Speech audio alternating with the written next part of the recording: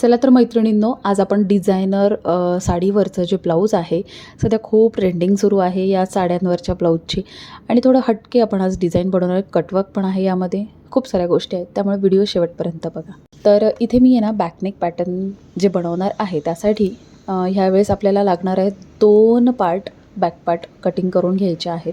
Shoulder मी 5 inch घेतलेला आहे, मुंढा 5.5 inch घेतलेला आहे, छातीचा चौथा भाग, उंचीमध्ये शिलाई मार्जिन 1 इंच घेतलं आहे नेहमीप्रमाणे. छातीचा चौथा भाग पुढे 1.5 इंच शिलाई मार्जिन, कमरेचा चौथा भाग पुढे 1.5 इंच शिलाई मार्जिन. गळ्याची उंची जेवढी आहे त्यामध्ये अर्धा इंच प्लस केलं.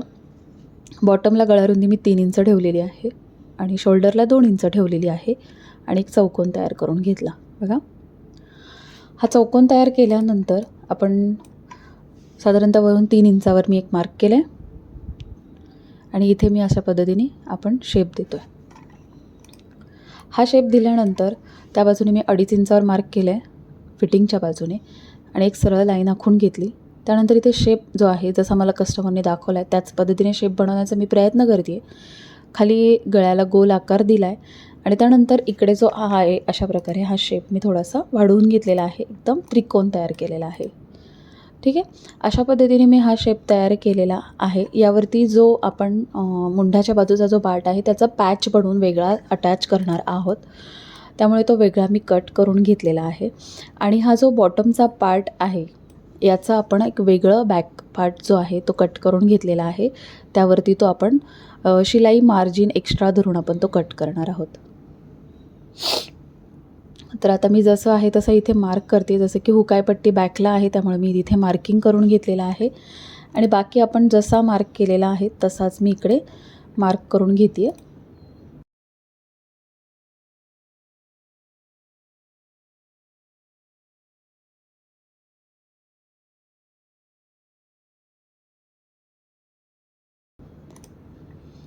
तर हा असा पुढे वरती वाढवून घेतलेला आहे मुंढ्याच्या बाजूने. असा पार्ट तयार झाल्यानंतर हे बघा 2 वेगवेगळे आहेत, कारण बॅक ओपन असल्यामुळे हे जरा आपल्याला थोडंसं सोपं जातं. त्यानंतर मी मेन फॅब्रिक घेतलेलं आहे. तर मेन फॅब्रिक हे जे आहे ना बॉटमला ठेवायचं होतं आपल्याला, ह्यावरती आपल्याला स्टिच टाकणं अशक्य आहे. तर मग मी हात शिलाई करणार आहे. तर त्यासाठी मी इथे काय करते आहे, आपण बॉटमला अर्धा इंच जे शिलाई मार्जिन घेतलेलं आहे ते मी आतल्या बाजूला दुमडून घेणार आहे आणि टिप टाकून घेणार आहे.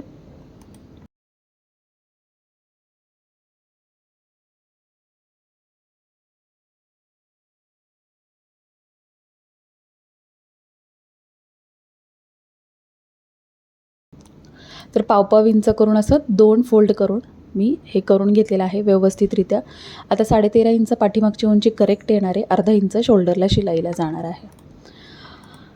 ओके, ते तयार केल्यानंतर आता आपल्याला वरती नेक तयार करायचं आहे. त्यासाठी मी घेतलेला आहे कॅनव्हास, जे डबल फोल्ड केलं आहे, व्यवस्थित गळ्याप्रमाणे आकार दिला आहे आणि जो आपल्याला खालचा जो गोल गळ्याचा पार्ट तयार करायचा तो आकार देऊन घेतला. त्यानंतर मी इथे घेतलेला आहे बघा फॅब्रिक पेंटिंगचे जे कलर्स असतात त्या कलरची बरणी घेतलेली आहे छोटीशी, म्हणजे ती साधारणतः 1-1.25 इंचाची आहे, कारण मला इथे छोटे छोटेच कटवर्क करायचे होते.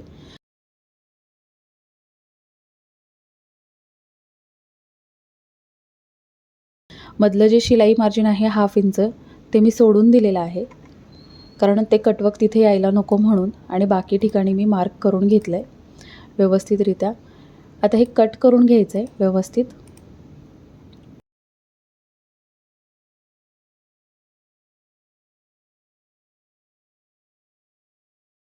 त्यानंतर त्यातलं शिलाई मार्जिन सोडून खालच्या बाजूने 1.5 इंच ते सुद्धा कट करून घ्यायचं आहे व्यवस्थित.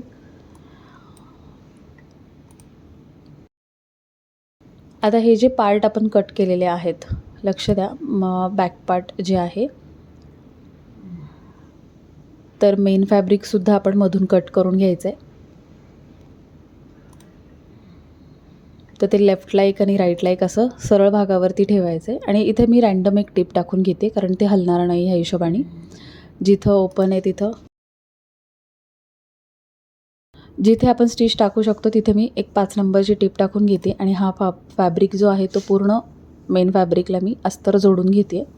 मोठी टिप टाकायची जेणेकरून नंतर आपण ती उसवू शकतो, कारण ते हलायला नको या हिशोबाने. सेम मी दोन्ही बाजूला तसंच करून घेतलं, एक्स्ट्रा पार्ट कट केला आहे. अशा पद्धतीने हा आपला बॅक पार्ट तयार झालेला आहे. खाली बघा मी अर्धा इंच सोडलेला आहे, कारण आपण अर्धा इंच शिलाई जी आहे अस्तरचीच आपण फोल्ड केलेली आहे. ठीक आहे. सो त्या हिशोबाने मी ते सोडून पार्ट कट केला आहे. नंतर आपण त्याला हात शिलाई करणार आहोत. आता मी करते वरच्या पॅचची तयारी. हे थोडंसं बाजूला ठेवून देते. वरती जो पॅच आहे तो अशा पद्धतीने येणार आहे. आता ह्या पॅचला आपण पाठीमागे अशा पद्धतीने गळा होता, जो गळा ना फ्रंटला घ्यायचा नव्हता कस्टमरला, तर मग तो आपण असा बॅक साईडला आपण तो केलेला आहे ॲडजस्ट. तर मी हा मधून कट केला आहे, जो लेफ्ट आणि राईट वेगवेगळा घ्यायचा. त्यानंतर इथे बघा मी ब्लाऊजला मॅचिंग असं सिल्वर कलरचं फॅब्रिक आणलेलं आहे पायपिंगसाठी, जे साधारणतः 100 रुपये मीटरचं मिळतं. एका मीटरमध्ये आपण बरेच ब्लाऊज करू शकतो. आपल्याकडे नवीन नवीन शेड तयार होतात. त्यानंतर आता हे पॅच तयार करताना आपल्याला काय करायचं आहे, आता हा जो पॅच आहे तो आपल्याला गळ्याची जी बाजू असणार आहे त्या बाजूला जो आपण शेप घेतला आहे त्याच बाजूने आपल्याला 1/2 इंच शिलाई मार्जिन कवर करून टिप टाकून घ्यायची. त्याबरोबर जो आपण फिटिंगच्या बाजूचा जो त्रिकोण होता, म्हणजे जो कोण येणार होता, तो सुद्धा स्टिच करून घ्यायचा आहे. फक्त मुंड्याच्या बाजूला ओपन ठेवायचे. आता स्टिचमध्ये जिथे जिथे आपल्याला स्टोन येणार आहेत ते स्टोन काढून घ्यायचेत, जेणेकरून स्टिच टाकायला सोपं जाईल. तर बघा अशा पद्धतीने मी हे तिन्ही बाजूला स्टिच टाकून घेतली आहे. फक्त मुंड्याचा जो आकार आहे तो ओपन आहे. आता हा पलटी करून घ्यायचा आहे व्यवस्थित, म्हणजे 3 बाजू ज्या आहेत त्या आपल्या एकदम प्रॉपर होतील. आता ह्या आपल्याला प्रेस केल्यानंतरच ह्या व्यवस्थित तयार होणार आहे. अशाच पद्धतीने मी दुसरा पार्टसुद्धा व्यवस्थित तयार करून घेतला आहे. आणि मुंड्याच्या बाजूला आपण रँडम टिप टाकून द्यायची, म्हणजे एक्स्ट्रा पार्ट आपल्याला कट करता येतो. आता हे 2 पॅच आपले छान असे तयार झालेले आहेत. आता आपण करतो इथे जो बॅक पार्ट घेतला होता तो. आता इथे व्यवस्थितरित्या आपण मार्जिन वगैरे किती घेतलं आहे, काय घेतलं आहे, ह्या पद्धतीने सगळा पार्ट व्यवस्थित घ्यायचा.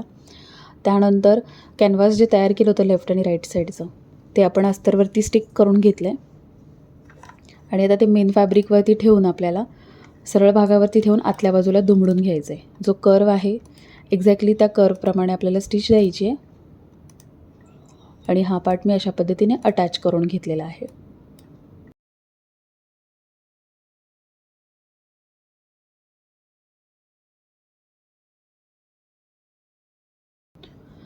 अटॅच केल्यानंतर व्यवस्थित कर्वच्या पद्धतीने आपण स्टिच टाकल्यानंतर सेम कर्वच्या पद्धतीने आपल्याला कट करायचं आहे.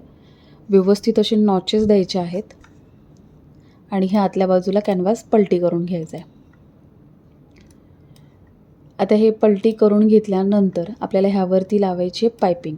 आता इथे कॉड पायपिंग न लावता मी डिरेक्टली साधी पायपिंग लावते आहे. जसं की सरळ भागावरती ठेवून मी एक साईड याला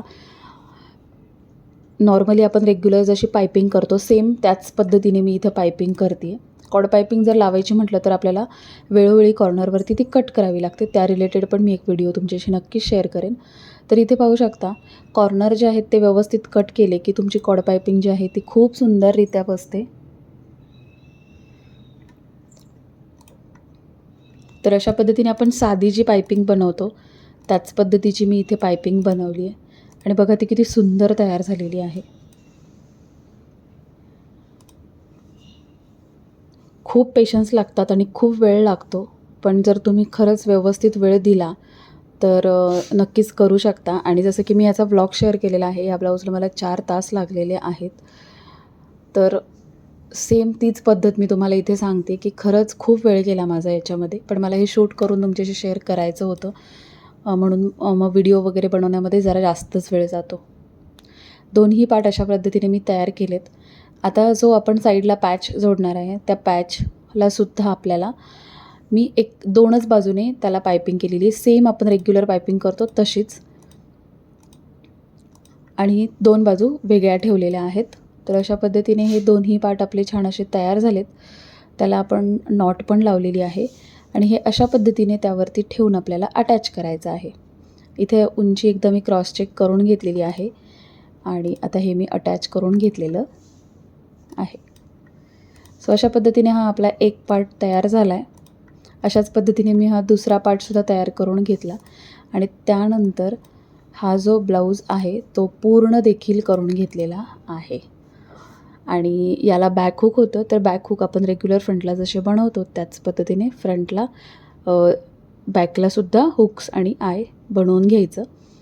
आणि कसा झाला आहे हा पॅटर्न मला नक्की कमेंट करून सांगा. तुम्हाला आवडला असेल तर लाईकसुद्धा करा. आणि हा ब्लाऊजला देखील मी स्लीव्जलासुद्धा कॉड पायपिंग बनवलेली आहे. आणि इथे तुम्ही पाहू शकता शेवटी बॅक साईडला जे आपण 1/2 इंच खाली सोडलेलं आहे तिथे आपल्याला हात शिलाई करून ते आपल्याला पॅक करून घ्यायचं आहे, जेणेकरून तिथे हे डिझाईन सुंदर असं उठून दिसेल. आणि फ्रंट जो आहे तो अशा पद्धतीने मी घेतलेला आहे. आणि पंचकोनी गळा होता पुढचा. याचा कटिंग स्टिचिंगचा व्हिडिओ हवा असेल तर तोही तुम्ही मला कमेंट सेक्शनमध्ये सांगा की याचा कटिंग स्टिचिंगचा व्हिडिओ हवा आहे डीपनेकचा, तर मी त्याचा व्हिडिओ देखील शेअर करेन लवकरच. चला तर मग भेटूया अशाच एका छानशा नवीन व्हिडिओसोबत. Bye bye.